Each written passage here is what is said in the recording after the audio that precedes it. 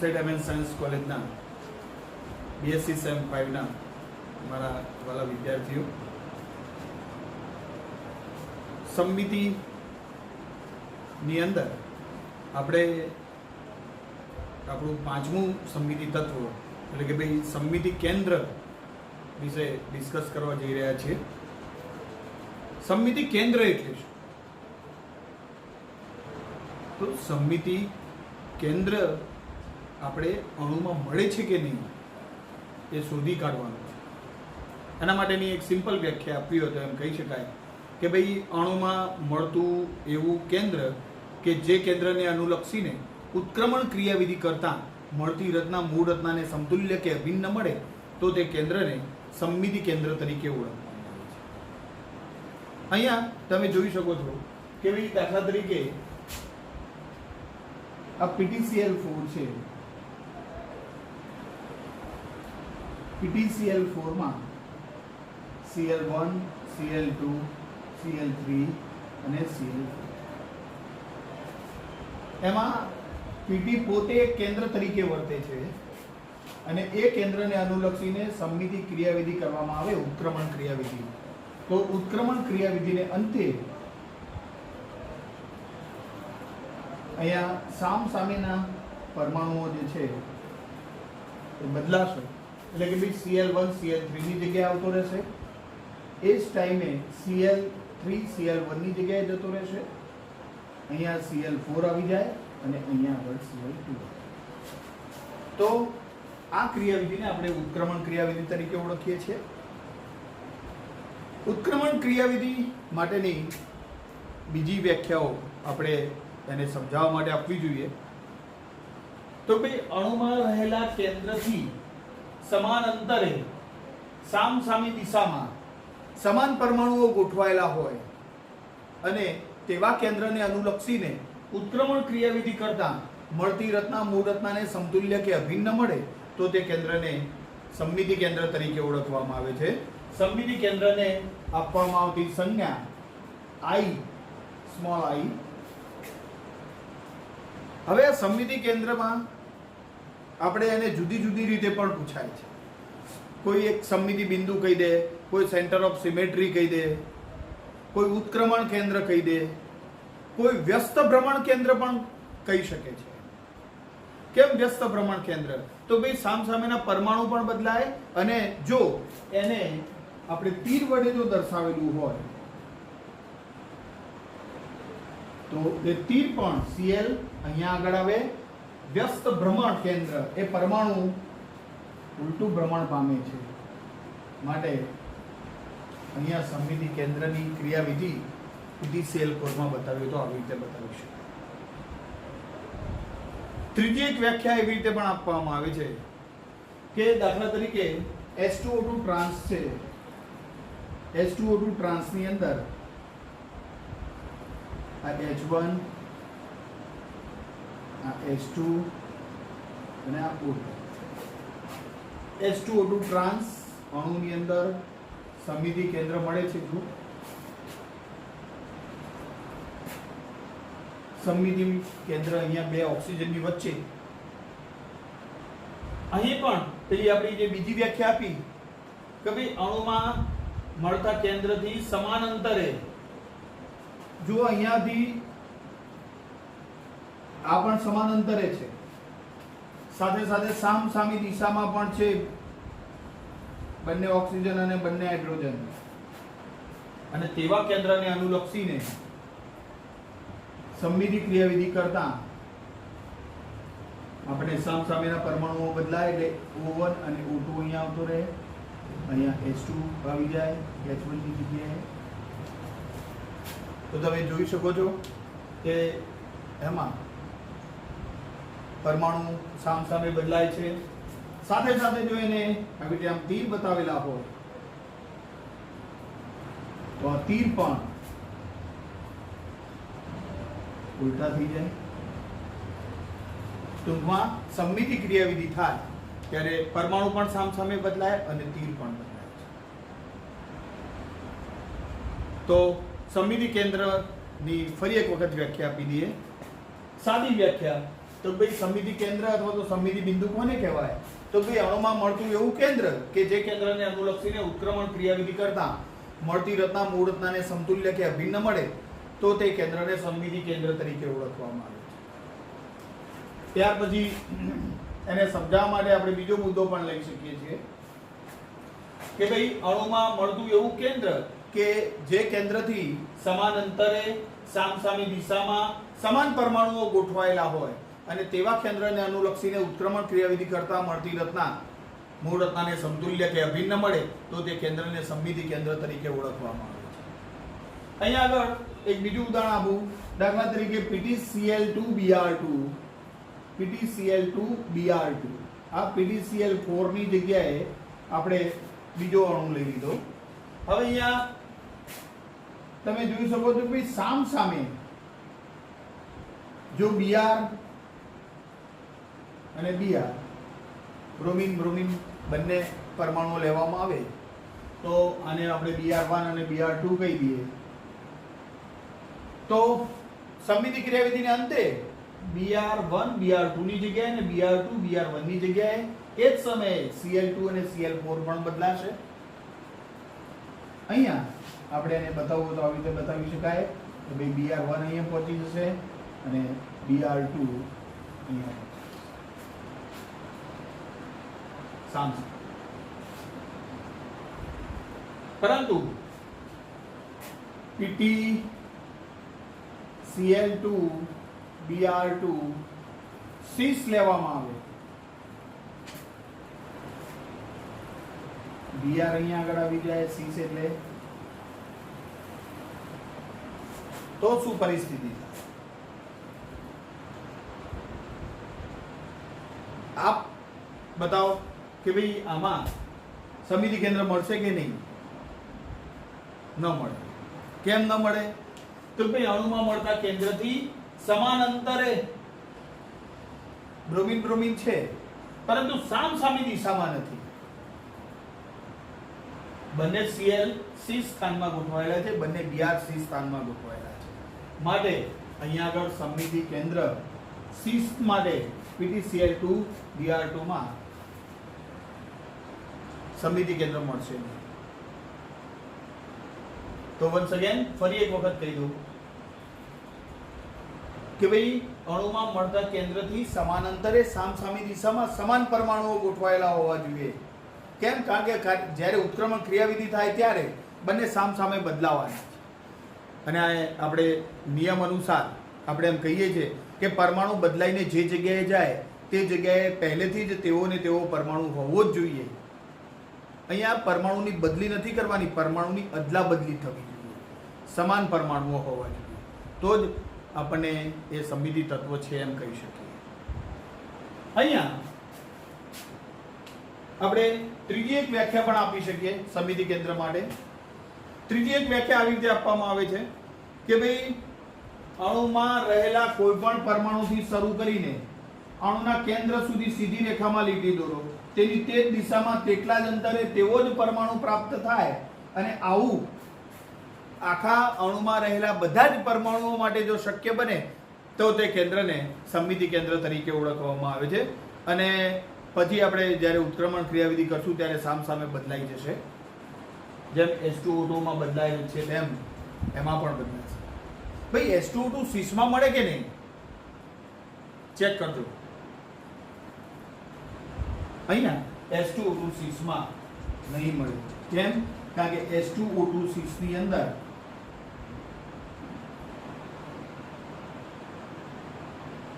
તમે જોઈ શકો છો કે ભાઈ અહીંયા આગળ કેન્દ્ર લઈએ, અણુના કેન્દ્રથી સમાન અંતરે બંને પરમાણુઓ છે, ઓક્સિજન અને હાઇડ્રોજન બંને, પણ આ બંને સામસામી દિશામાં હાઇડ્રોજન રહેલા નથી. ત્રીજું આપણે ત્રીજી વ્યાખ્યા આપી કે ભાઈ અણુમાં રહેલા કોઈ પણ પરમાણુથી શરૂ કરીને અણુના કેન્દ્ર સુધી સીધી રેખામાં લીટી દોરો. તેની તે જ દિશામાં તેટલા જ અંતરે તેવો જ પરમાણુ પ્રાપ્ત થવું જોઈએ. અહીંયા આગળ કોઈ પરમાણુ નથી માટે H2O2 સીસની અંદર સમિતિ કેન્દ્ર પ્રાપ્ત થશે. તો સમિતિ કેન્દ્ર કોને કહેવાય? સમિતિ કેન્દ્રને આપવામાં આવતો સંકેત I છે. સમમિતિ કેન્દ્રની ઉત્ક્રમણ ક્રિયાવિધિ 2 વખત કરો એટલે મૂળ રચના પ્રાપ્ત થઈ જાય આપણને. તમે જાણો છો કે ભાઈ આ H2O2 ટ્રાન્સમાં એક વખત આપણે આઈ ક્રિયાવિધિ કરી તો આપણને આ રચના મળી. ફરી આઈ ક્રિયાવિધિ કરો તો once again H1 અને H2 સામસામે બદલાય, O1 અને O2 એ સામસામે બદલાય અને તીર પણ જે ઉલટા છે એના સીધા થઈ જાય, અર્થાત આપણને મૂળ રચના પ્રાપ્ત થઈ જાય. સમમિતિ કેન્દ્ર માટે પરીક્ષામાં આપણને જુદા જુદા અણુઓ આપેલા હોય. દાખલા તરીકે કેવા કેવા અણુઓ આપે છે એની ચર્ચા કરી લઈએ. તો ભાઈ PTCl4, HCOF4, BF3,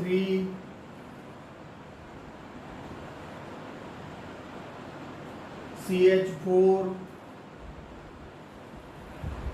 H2O, N2H2 trans,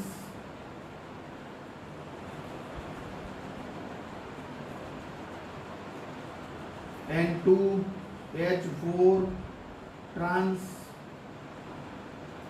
એમાં બંને પૂછી શકે છે, સીસ અને ટ્રાન્સ. આપણને અણુઓનો આકાર આવડતો હોય તો આપણે તરત જ કહી શકીએ કે ભાઈ PTCl4 તો PTCl4 માં PT બિલકુલ મધ્યમાં છે, 4 Cl સામસામે છે.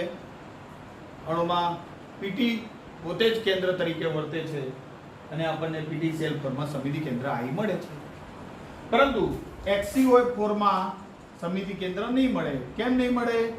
તો ભાઈ Hc અહીંયા આગળ છે, F1, F2, F3 અને F4, પરંતુ અહીંયા ડબલ બોન્ડ O ઉપર જે છે એની નીચે કોઈ ઓક્સિજન નથી એટલા જ અંતરે, માટે એમાં સમમિતિ કેન્દ્ર મળશે.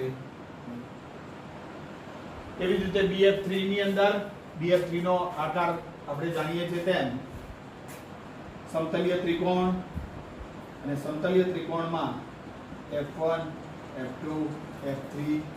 અહીંયા F1 ની બિલકુલ સામે અહીંયા કોઈ પરમાણુ નથી, F2 ની સામે કોઈ નથી, F3 ની સામે કોઈ નથી.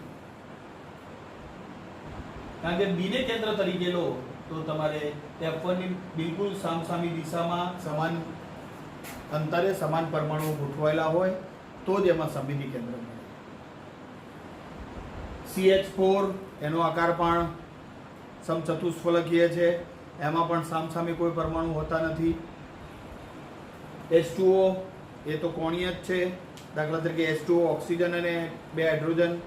ઓક્સિજનને કેન્દ્ર ગણો તો આ હાઇડ્રોજનની ટ્રાન્સ સ્થાનમાં અહીંયા એક હાઇડ્રોજન હોવો જોઈએ. આ હાઇડ્રોજન તો એના એંગલમાં છે, સી સ્થાનમાં હોય એવી રીતે છે, માટે H2O માં પણ સમમિતિ કેન્દ્ર ન મળે. પરંતુ N2H2 ટ્રાન્સમાં મળે. દાખલા તરીકે આ 2 નાઇટ્રોજન છે અને આ 2 હાઇડ્રોજન, તો આ 2 હાઇડ્રોજન સામસામે બદલાશે, નાઇટ્રોજન સામસામે બદલાશે. H2O2 ટ્રાન્સની માફક જ અહીંયા આપણને N2H2 ટ્રાન્સની અંદર સમમિતિ કેન્દ્ર મળશે. N2H4 ની અંદર 2 નાઇટ્રોજન, આ પણ નાઇટ્રોજન, આ 2 પરમાણુ અહીંયા આગળ હોય ને 2 પરમાણુ અહીંયા આગળ.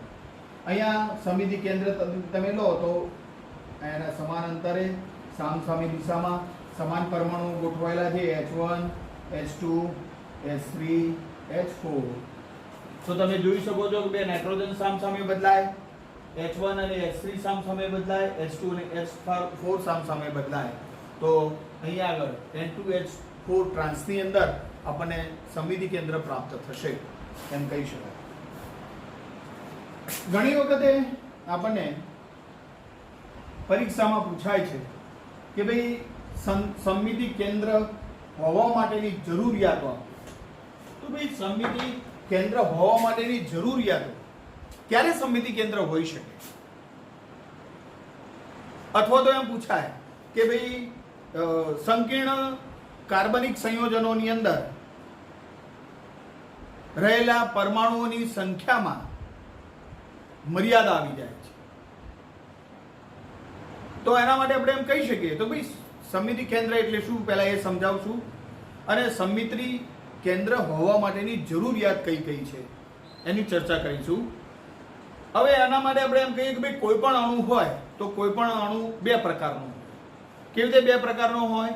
તો ભાઈ અણુના કેન્દ્રમાં કોઈ પરમાણુ રહેલો હોય અથવા ન હોય. તમે જુઓ અહીંયા આગળ બંને પરમાણુઓ હાજર છે. PtCl4 માં Pt સમિતિ કેન્દ્ર તરીકે આપણે લેવું છે તો અણુના કેન્દ્રમાં કોઈ પરમાણુ રહેલો છે. જ્યારે H2O2 ની અંદર H2O2 ટ્રાન્સમાં આપણે સમિતિ કેન્દ્ર એવી જગ્યાએ લીધું કે જ્યાં પરમાણુ નહોતો, બંને વચ્ચે જગ્યા છે. અર્થાત સમિતિ કેન્દ્ર હોવા માટેની જરૂરિયાતમાં 4 મુદ્દાઓ આપણે યાદ રાખવાના છે. નંબર 1, અણુના કેન્દ્રમાં કોઈ પરમાણુ રહેલો હોય અથવા ન હોય. બે વસ્તુ.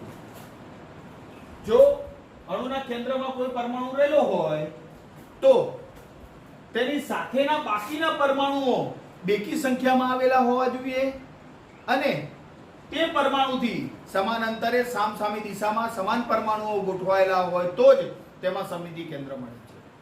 બસ અગેન ફરીવાર બોલું છું. જો અણુના કેન્દ્રમાં કોઈ પરમાણુ રહેલો હોય તો તેની સાથેના બાકીના પરમાણુઓ PtCl4 છે ભાઈ, બેકી સંખ્યામાં આવેલા હોવા જોઈએ અને તે પરમાણુથી કે જે મધ્યમાં રહેલો છે તે પરમાણુથી સમાન અંતરે સામસામી દિશામાં સમાન પરમાણુઓ ગોઠવાયેલા હોય અને તેને કેન્દ્રને અનુલક્ષીને ઉત્ક્રમણ ક્રિયાવિધિ કરતા મળતી રચના મૂળ રચનાને સમતુલ્ય કે અભિન્ન મળે તો જ તેમાં સમિતિ કેન્દ્ર મળે છે. નંબર 2, જો અણુના કેન્દ્રમાં કોઈ પરમાણુ રહેલો હોય, આ કેન્દ્રમાં રહેલો છે Hc, પણ તેની સાથેના બાકીના પરમાણુઓ જો બેકી સંખ્યામાં ના આવેલા હોય, તમે જોઈ શકો છો કે ભાઈ અહીંયા ઓક્સિજન બેકી સંખ્યામાં નથી, ફ્લોરિન છે, તો HCOF4 માં સમિતિ કેન્દ્ર મળશે નહીં. તો આપણા બે મુદ્દાઓ ફરી એક વખત બોલી જઈએ. જો અણુના કેન્દ્રમાં કોઈ પરમાણુ રહેલો હોય તો તેની સાથેના બાકીના પરમાણુઓ બેકી સંખ્યામાં આવેલા હોવા જોઈએ અને તે પરમાણુથી સમાન અંતરે સામસામી દિશામાં સમાન પરમાણુઓ ગોઠવાયેલા હોવા જોઈએ અને તે કેન્દ્રને અનુલક્ષીને ઉત્ક્રમણ ક્રિયાવિધિ કરતા મળતી રચના મૂળ રચનાને સમતુલ્ય કે અભિન્ન મળે તો તે અણુ સમિતિ ધરાવે છે તેમ કહેવાય અથવા તો સમિતિ કેન્દ્ર ધરાવે છે એમ કહી શકાય. પરંતુ જો અણુના કેન્દ્રમાં કોઈ પરમાણુ રહેલો હોય અને તેની સાથેના બાકીના પરમાણુઓ બેકી સંખ્યામાં ના આવેલા હોય તો તેવા અણુઓમાં ક્યારેય સમિતિ કેન્દ્ર પ્રાપ્ત થતું નથી. દાખલા તરીકે HCOF4, આ BF3 ની અંદર પણ જોઈ લો, BF3 માં B મધ્યમાં છે પરંતુ તેની સાથેના બાકીના પરમાણુઓ ફ્લોરિનના પરમાણુઓ એકી સંખ્યામાં છે તો એમાં સમિતિ કેન્દ્ર મળશે નહીં.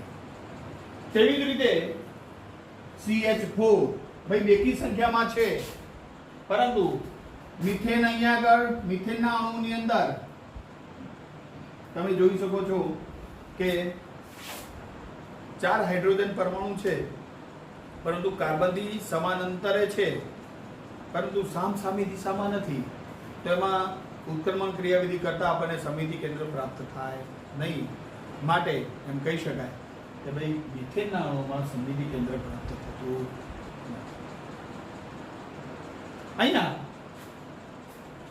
બીજો એક મુદ્દો કે ભાઈ જો અણુના કેન્દ્રમાં કોઈ પરમાણુ ન રહેલો હોય, આની વાત કરીએ તો શું?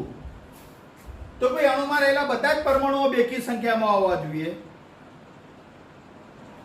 દાખલા તરીકે CH2 single bond CH2 single bond CH2 single bond CH2, cyclobutane લઈ લો. સાયક્લોબ્યુટેન ની અંદર તમે જોઈ શકો છો કે ભાઈ 4 કાર્બનના પરમાણુ છે અને 8 હાઇડ્રોજનના પરમાણુ છે. એવી જ રીતે C6H6 બેન્ઝીન, બેન્ઝીનના અણુની અંદર પણ 6 કાર્બન અને અહીંયા મધ્યમાં આપણને સમિતિ કેન્દ્ર મળે છે. આ સામસામે હાઇડ્રોજન બદલાશે, સામસામેના કાર્બન બદલાશે જ્યારે સમિતિ ક્રિયાવિધિ થશે. અર્થાત ફરી એક વખત કહી દઈએ જો અણુના કેન્દ્રમાં કોઈ પરમાણુ ન રહેલો હોય તો તેમાં રહેલા બધા જ પરમાણુઓ બેકી સંખ્યામાં આવેલા હોવા જોઈએ અને નક્કી કરેલા કેન્દ્રથી સમાન અંતરે સામસામી દિશામાં સમાન પરમાણુઓ ગોઠવાયેલા હોય તો જ એમાં સમમિતિ કેન્દ્ર આપણને પ્રાપ્ત થાય. કેમ? કારણ કે આપણે ઉત્ક્રમણ ક્રિયાવિધિ કરશું ત્યારે મળતી રચના મૂળ રચનાને સમતુલ્ય કે અભિન્ન મળવી જોઈએ. અને છેલ્લો મુદ્દો એમાં કે ભાઈ જો અણુના કેન્દ્રમાં કોઈ પરમાણુ રહેલો ન હોય અને તેની સાથેના પરમાણુઓ જો બેકી સંખ્યાની જગ્યાએ માત્ર એકી સંખ્યામાં જ આવેલા હોય તો એવા અણુઓમાં તો ક્યારે સમમિતિ કેન્દ્ર પ્રાપ્ત થાય નહીં.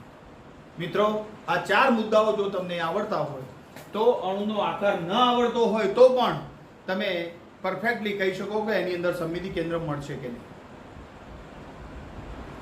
અહીં HCO4 માં ફટ દઈને કહી શકો કે ભાઈ HC એ સિંગલ પરમાણુ છે, એકી સંખ્યામાં છે, ઓક્સિજન પણ એકી સંખ્યામાં છે, સમમિતિ કેન્દ્ર મળે જ નહીં.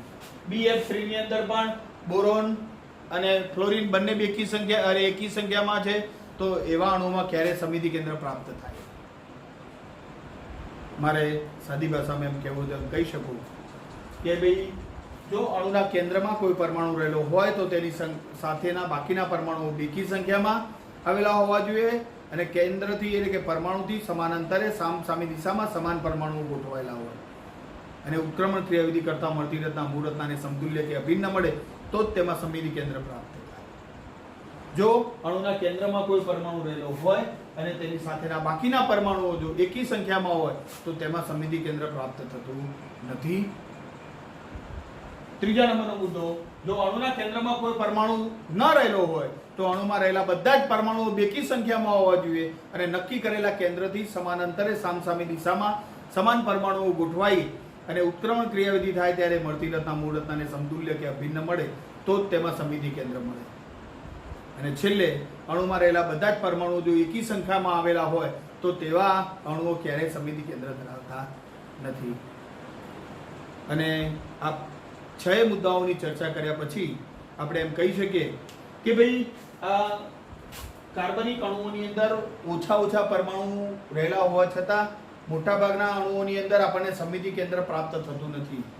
કેમ? કારણ કે જેમ અણુ મોટો બનતો જાય તેમ આ ક્રાઇટેરિયા સાચવવો બહુ મુશ્કેલ પડી જાય અને એ ન સચવાય તો એમાં સમમિતિ કેન્દ્ર મળે નહીં.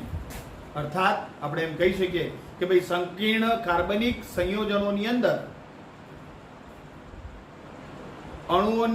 પરમાણુઓની સંખ્યામાં મર્યાદા આવી જાય છે, જે અહીંયા આગળ આપણે સાબિત કરીએ છીએ કે ભાઈ અણુ જેમ જેમ નાનો હોય તેમ એમાં સમમિતિ કેન્દ્ર મળવાની શક્યતાઓ વધી જાય.